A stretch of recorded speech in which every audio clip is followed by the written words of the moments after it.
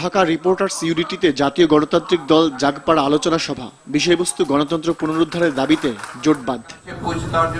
প্রধান অতিথির বক্তব্যে মির্জা ফখরুল কথা বলেন, জাতীয় নির্বাচন, জঙ্গিবাদ সহ চলমান সব ইস্যুতে বিএনপি মধ্যবর্তী নির্বাচন চায় না জানিয়ে তিনি বলেন, 5 জানুয়ারি নির্বাচন মেনে নেয়নি এদেশের মানুষ, তাই অবিলম্বে নিরপেক্ষ সরকার ও নির্বাচন কমিশনের অধীনে গ্রহণযোগ্য নির্বাচন দিতে হবে। আজকে পার্লামেন্টকে সত্যিকার অর্থেই জনপ্রতিনিধিশীল করতে হলে অবিলম্বে একটি নির্বাচন আমরা কিন্তু কখনোই বলি মধ্যবর্তী নির্বাচন, ওই নির্বাচনই তো মানি না। সুতরাং নতুন নির্বাচন দিতে হবে। নির্বাচন দিতে হবে কিভাবে?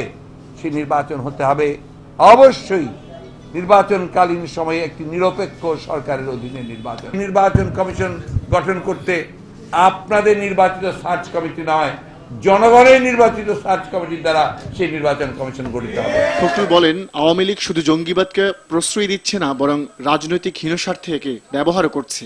আমরা তো চাই যে জঙ্গিবাদ কারা করছে তাদের শিকড় ধরে টেনে ফেলা হোক। বন্ধুগণ, আজকে আওয়ামী লীগ এই জঙ্গিবাদকে শুধু প্রশ্রয় দিচ্ছে না, তারা এই জঙ্গিবাদকে ব্যবহার করছে তাদের ক্ষুদ্র সংকীর্ণ রাজনৈতিক স্বার্থে।